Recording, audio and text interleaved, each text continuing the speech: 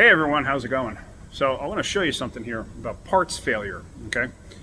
Brand new parts failures, okay?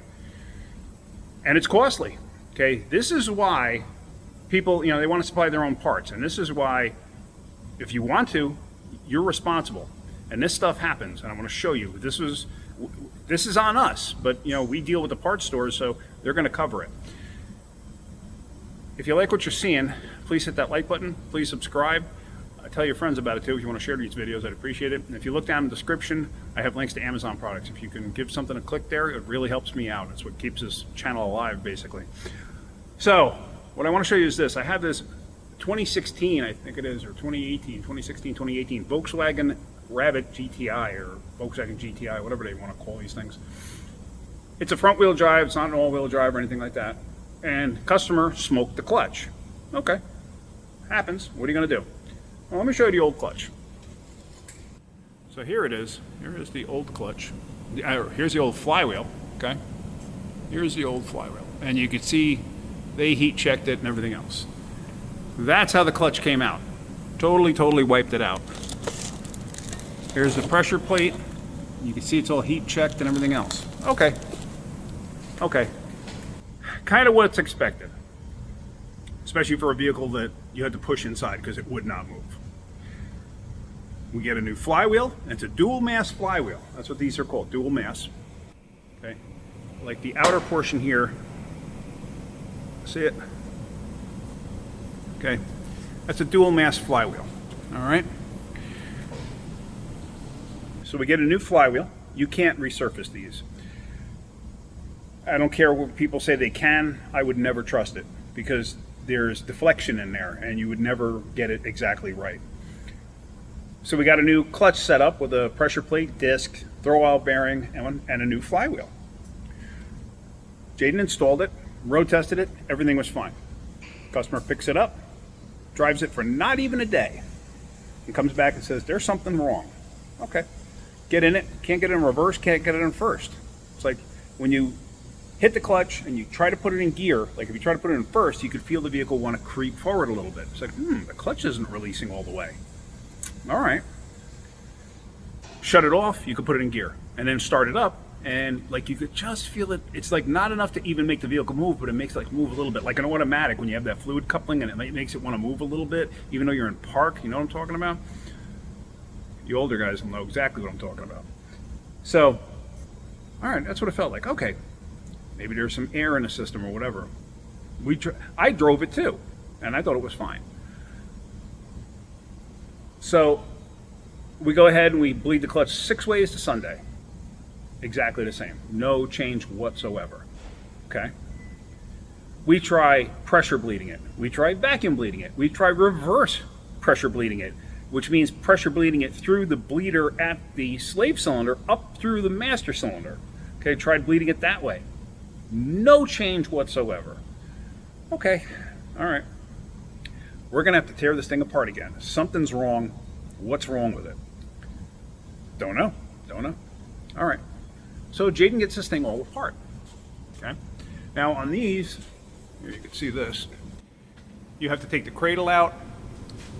Got to let the steering rack dangle down a little bit. You see he's got it supported with a strap there. There's the back of the engine. Okay. Engine supported. So there's 2 flywheels for a reason. We also have 2 clutches for a reason too. So here's the old clutch disc, or pressure plate. So we're looking at it like, what the heck are these marks up here? Like, it's weird. It's like we have, as if this isn't a true surface. Okay, never seen anything like that before. So is it possible that's hanging up? See it right there also. Is it possible that this is hanging up the clutch disc? Sure.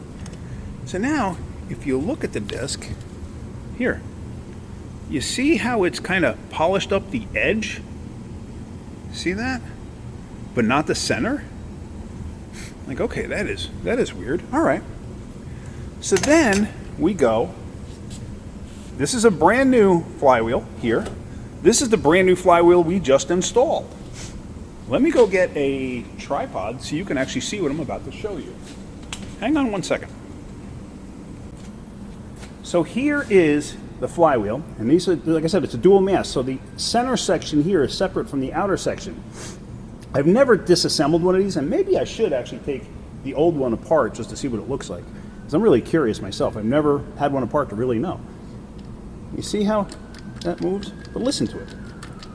You hear it? But now check this out. Ready?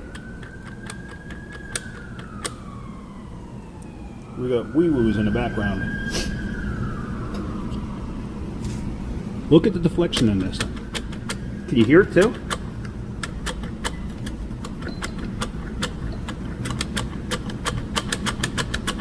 Right? Okay. Well, that's not normal. It should not move that easy. So now come to the brand new one that I just picked up. Ready? And it doesn't move. See that? Back you up. I mean, it has a little bit of play in it. Kind of what I expected. There's like a spring in here. Like, see that? It like wants to rock back. But it feels good. It feels like it's supposed to. But it doesn't have all of that weird slop in it like this one does. Like,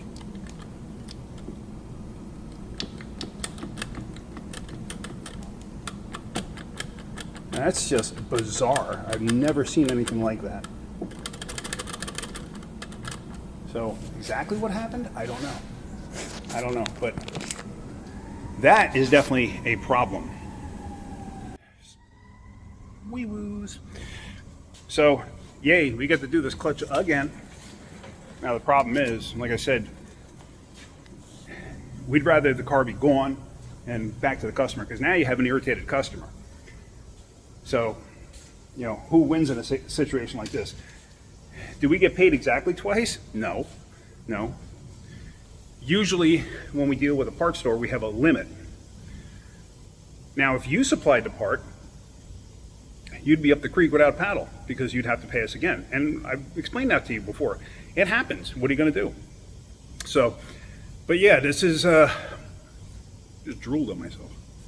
This is a situation where, you know, we don't want to do it twice. We really don't. It's definitely not beneficial to us. We have other vehicles that we need to get in. We have a full house here. So this basically just takes up time. And like I said, you wind up with an irritated customer. I don't blame the customer. I'd be irritated too. So, but you don't know till you take it back apart again. Like, what actually happened? What went wrong?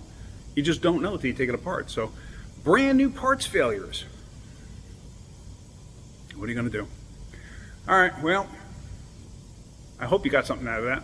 Oh, also, whenever you're working on Volkswagens, you have a tendency to need some special tools. And I will show you. Like, I have these, like this. I've had these forever. You know I've had them forever because it says Mac on them. And you know my disdain for Mac tools. I don't use them all that often, but when you need them, they come in handy. I forgot what they call these. Are they triple squares? I don't even know. Or they're just 12 points. Don't know. Don't really care, to be honest with you. This kit is the one I've probably used the most over the years. And I've had this since I had my shop. So it's been around the block a few times, to say the least. And it's a great kit. Great kit. I mean, I've had it forever. Shoot, this thing's 40 years old now, at least. I don't even know if I bought it new or used. I haven't the slightest idea. So, yeah, you need stuff like that. See that? So, yeah, just things to consider. That's typical of Volkswagen, Porsches, Audi, stuff like that. All right, well, that's pretty much it. I just wanted to show you that. So, parts failures, what are you going to do? All right, guys, if you're getting something out of my videos, hit that like button. If you could, please subscribe. All right, have a great day. Keep wrenching.